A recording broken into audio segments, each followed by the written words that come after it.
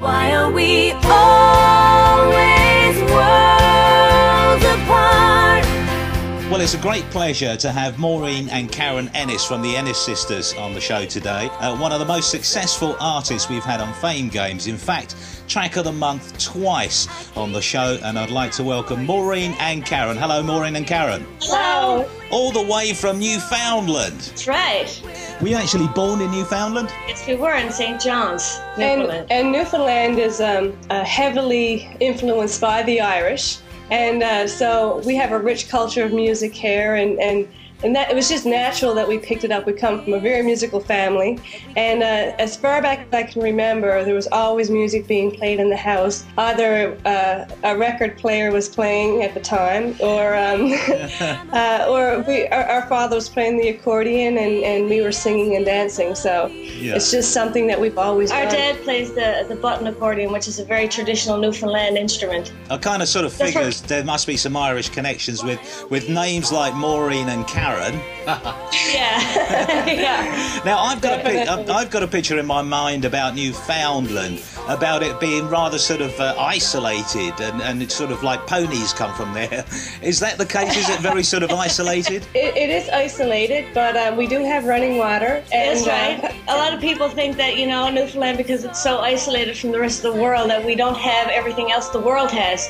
And that's not true at all. We have everything the world has. Because it's so isolated, because we are an island, we have such a unique, rich culture here. That's what makes it so fabulous. And we have these things in Newfoundland called kitchen parties.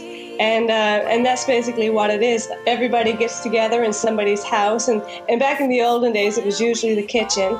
And just singing and playing instruments until early the next day. Yeah, and the whole thing was not to repeat the same song again. Hey, I've been there. Some of the best parties I've been to end up in the kitchen. Oh, definitely. Yeah. Now, let's talk about your mother and father. They, as you were saying earlier on, were very sort of musically orientated. Was it a case that you were heavily influenced and pushed by your parents into music, or was it a natural thing that came from within you anyway? It's just something that we did. We never put any thought into it, or our parents didn't push us.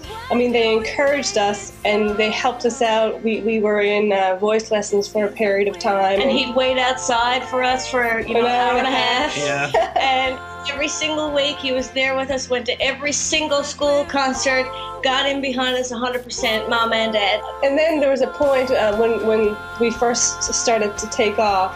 It was about 10 years ago now. Our father managed us. He was a retired power engineer at the time, and now he's in the music industry, so it was a little stressful for him for a while, but he handled all of our bookings and he managed us. And now, how do they feel about your success right now? Oh, they're so proud. But they don't say a lot to us about, it's not a big deal. We don't talk about it like that, because Dad has always said to us, you have to stay grounded, and you're not any better than anybody else, really. If this is something you love to do, go and do this. And he's very much, because of that whole thing, kept us very grounded. And when we meet other musicians, we appreciate them. There's not this big competition all the time. Now, when the Ennis Sisters first came to Fame Games, you were 3 rather than 2. And considering that you obviously had a lot of talent and a lot of potential, all of a sudden Teresa left. Was there any particular reason behind that? Well, it just wasn't working out, so we had to fire her. Mom was going to kill you for saying that. No, she was 9 years old when we actually started to play, so she was doing what her big sisters were doing. And then when she got old enough and she got out there and she started to see the way this was, and we're basically getting in behind my original music. I mean, even though Karen and Teresa had a big say in what songs we recorded and stuff, Teresa had a particular style of the music she wanted to try. So we said, that's okay. You have to go try this out now, and who are we to stop you? And I mean, the thing is that she's our sister. I just had lunch with her on Sunday. She'll always be an important part of this thing. We're blood. But she needs to go check this out on her own, and Karen and I stuck together on this side of it.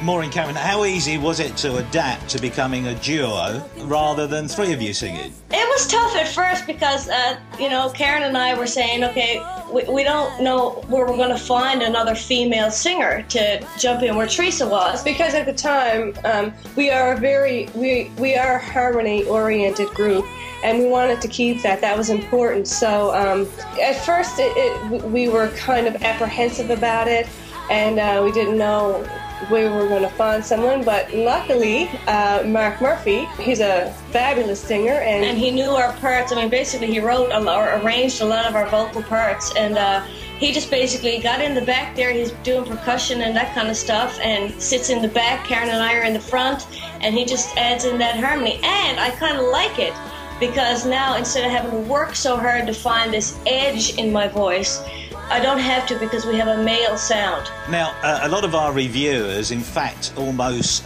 pigeonhole you and say your genre is more sort of country music. I don't particularly agree with that. I can hear the undertones, but how do you feel when people refer to you as being country? It's a foreign thing. Yeah, it was a foreign thing, and we weren't used to hearing it at all. And then when we got out kind of touring this thing, and we started realizing that, you know, country music is a whole world, and within country music there's so many different places. However, when we got out doing radio station to radio station, we realized that we are more toward the folk aspect of it than full-on country music. But, you know, overall, I don't like being pigeonholed. Yeah. I like the fact that, you know, I always think of somebody like James Taylor and these sorts of people who, you know, it's James Taylor. Now, whatever Sheryl Crow, whatever she decides to sing now, that's just Sheryl Crow. That's just James Taylor. Another thing that people make a similarity to yourselves is that you sound like the Dixie Chicks. Is that a compliment for you or not? Oh my God, we adore the Dixie Chicks, you know. But here in Canada, we were always referred to as the Rankin family. I think it's just the three females harmony. Sure.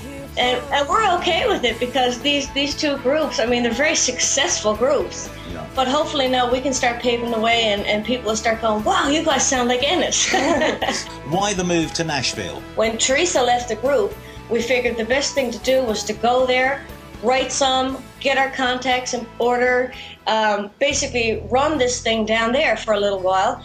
And, you know, even just the break geographically, just removing ourselves from the familiar for a little while, was very necessary. Yeah. And we found our footing. Excuse the pun, but it must be worlds apart, Newfoundland and Nashville. Well, you know, I didn't find it that difficult, because, you know, when we went there, it's a big town, but people are still very down home. So they will hold the door for you in the morning, and they do say, good morning, how's your day? And there was a lot of that sort of thing that we're used to here in Newfoundland, that, you know, in a big city like Toronto or LA or someplace, you kind of get, even New York, you kind of get lost inside this big group of people, and Nashville wasn't so much like that, and it was a good place to go. You've had quite a lot of success as well. Your first album, I believe you released in 1997, which was called Red is the Rose. You sold more than 50,000 copies of that.